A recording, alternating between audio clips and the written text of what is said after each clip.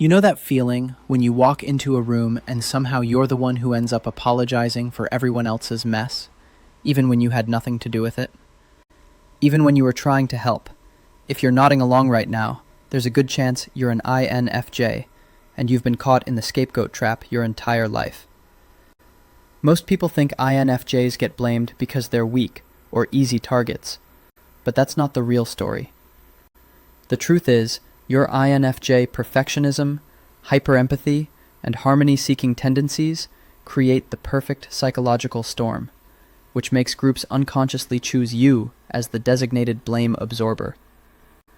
By the end of this video, you'll understand precisely why these three traits work against you, and, more importantly, how they can be redirected into your greatest strengths. Let's dive into how these superpowers get turned against you. Before we start, please hit the like button, comment, and subscribe so you won't miss any of our weekly deep dives into the world of personality types. And if you are looking to achieve a deeper understanding of yourself and your personality type, click the link in the comments to take our favorite free personality test. Trait number 1, the perfectionist's self-blame loop. Here's where things get twisted. INFJs hold themselves to impossible standards that other personality types would laugh at. When something goes wrong in a group, the INFJ immediately launches into what I call the internal investigation. They're already listing 10 ways they could have prevented the problem, while everyone else is pointing fingers outward. This isn't regular perfectionism. This is perfectionism weaponized against yourself. Research shows that perfectionist personalities are 3 times more likely to accept blame that doesn't belong to them. But for INFJs, it's even worse, because their perfectionism runs deeper than performance. They want to be the perfect friend, the perfect teammate, the perfect family member. So when a project fails at work, the INFJ doesn't think this is unfair. They believe that if I had checked in more, if I had anticipated this problem, or if I had been better at communicating, I could have avoided it. They're so busy conducting their own trial that they don't notice the group piling on additional blame. Other personality types defend first and ask questions later. The ESTJ immediately points out what went wrong with the system. The ENTP begins to brainstorm why the entire approach was flawed from the start. But the INFJ does the opposite. They absorb first and defend never. This creates what psychologists refer to as the path of least resistance. Groups looking for someone to blame tend not to choose the person who will fight back or make more drama. They choose the person who's already halfway to accepting responsibility. That person is almost always the INFJ. The self-blame loop works like this. Mistake happens. INFJ analyzes their role. INFJ accepts responsibility. The group senses this acceptance and dumps more blame. An INFJ thinks, well, maybe they have a point, and accepts even more. The cycle continues until the INFJ is carrying blame for things that happened before they even joined the group. I've seen INFJs apologize for the weather ruining outdoor events. I've seen them take responsibility for other people's emotional reactions to completely unrelated situations. They become the emotional janitor, cleaning up messes they didn't make because their perfectionist brain tells them they should have somehow prevented it. What makes this trait so dangerous is that it appears to be strength from the outside. People think, wow, they're so mature. They're taking accountability. However, accountability and self-destruction aren't the same thing. Genuine accountability means owning your actual mistakes, not becoming the repository for everyone else's failures. The perfectionist trap often leads INFJs to volunteer for blame before anyone even asks. They're raising their hand to take the fall, while other people are still figuring out what went wrong. And once this pattern starts, groups learn they can rely on the INFJ to absorb problems without pushback. This isn't a weakness. It's a survival strategy that worked when they were younger, but now works against them. The INFJ learned early that being perfect meant being safe. But in adult groups, Being perfect just makes you the ideal target. Trait number 2, hyperempathy that backfires spectacularly. Now, let's discuss the trait that should be the INFJ's greatest protection, but instead becomes their most significant vulnerability. INFJs don't just understand other people's emotions, they feel them as if those emotions were their own.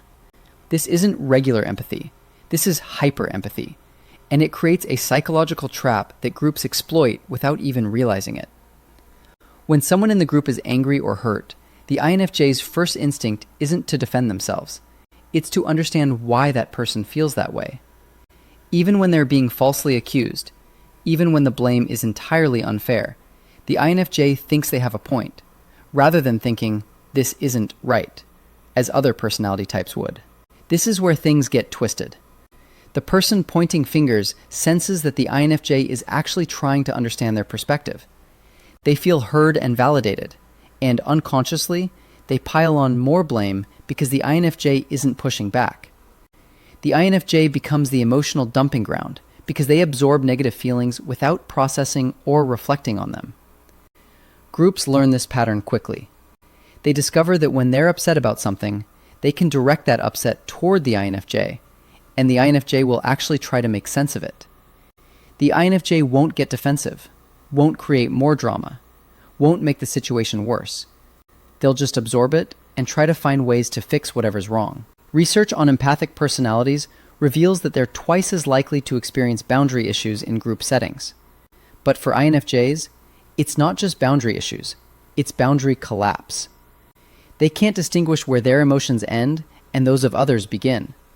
So when someone is angry at them, they feel that anger as if it were their own guilt. This creates what psychologists refer to as emotional contagion. The INFJ absorbs everyone else's negative emotions and begins to carry them around. They become the group's emotional storage unit, holding anger that belongs to someone else, guilt that isn't theirs, shame for mistakes they didn't make. Other personality types have natural emotional firewalls.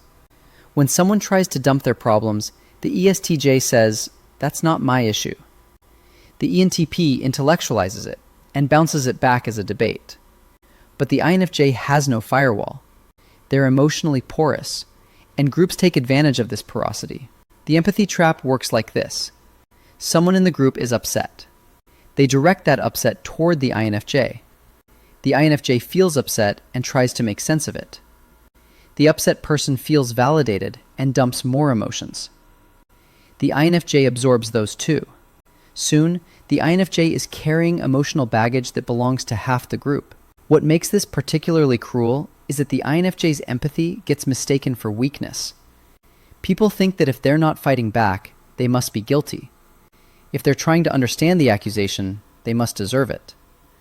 However, understanding doesn't equate to guilt, and empathy doesn't equate to weakness. The INFJ is actually doing the emotional heavy lifting that keeps the group functional. They're processing feelings that other people refuse to deal with. They're preventing emotional explosions by absorbing the pressure. They're maintaining group stability by becoming the shock absorber for everyone else's dysfunction. But this emotional labor is invisible. Nobody sees the INFJ staying up at night processing everyone else's anger. Nobody notices them carrying stress that isn't theirs. Nobody appreciates them preventing conflicts by absorbing the negative energy before it spreads. The hyperempathy that should make INFJs excellent team members instead makes them perfect victims. They care too much, understand too deeply, and feel too intensely. And groups exploit this caring, this understanding, this intensity, until the INFJ is emotionally bankrupt. Trait number 3. The harmony at all costs mentality. The third trait that seals the INFJ's fate is their desperate need for group harmony. INFJs will often sacrifice their own well-being, truth, and peace to maintain stability within the group. They'd rather absorb unfair blame than create conflict or drama that disrupts everyone else. This isn't a weakness. This is a survival strategy learned early in life. Many INFJs grew up in chaotic households, where their job was to be the peacekeeper. They knew that their value came from maintaining calm, that their worth was measured by how well they could smooth over problems. The harmony trap works like this. When conflict arises, the INFJ instinctively seeks ways to restore balance. If accepting blame makes the fighting stop, they'll take it. If apologizing makes people calm down, they'll apologize. If leaving makes everyone else comfortable, they'll leave. Other personality types can create chaos when they are unfairly blamed. The ESTJ demands evidence and accountability. The ENTP turns it into a philosophical debate about justice. But the INFJ restores order by taking the hit. They become the group's pressure release valve. Groups learn this pattern and exploit it ruthlessly. They discover that dumping problems on the INFJ doesn't create more problems, it actually solves them. The INFJ absorbs the blame, processes the emotions, and somehow restores calm. This creates a cycle where the INFJ becomes the designated problem solver and the absorber of blame. Every time something goes wrong, the group unconsciously turns to the person who will fix it without causing more drama. That person is always the INFJ. The INFJ thinks they're being helpful, thinks they're serving the group, thinks they're doing the right thing, but they're actually enabling dysfunction. They're teaching the group that problems don't need to be solved, they just need to be dumped on someone who will take them on. What makes this particularly tragic is that the INFJ's harmony-seeking actually prevents absolute harmony. By absorbing blame that doesn't belong to them, they protect the actual problem causers from consequences. The group never learns, never grows, never becomes healthier because the INFJ keeps cleaning up the mess. The harmony at all costs mentality turns the INFJ into the group's emotional janitor. They're constantly cleaning up relationship messes they didn't create, preventing conflicts they didn't start, and maintaining peace they don't get to enjoy. Here's the truth nobody tells you. These three traits, perfectionism, hyperempathy, and harmony-seeking, aren't flaws. They're superpowers being used against you. The same perfectionism that makes you accept unfair blame can make you the most reliable person in any group. The same empathy that can be exploited can also make you an incredible leader and mediator. The same harmony-seeking that traps you can make you the person who builds the healthiest, most functional teams. The difference lies in learning to redirect these traits towards self-protection instead of self-destruction. It's about setting boundaries that honor your gifts while protecting your energy. In our next video, we'll delve into the specific strategies INFJs need to transform from scapegoats into leaders. If you want to continue the journey to understanding yourself or an INFJ in your life, click either of the following videos, where we continue to unlock the secrets of the INFJ personality type.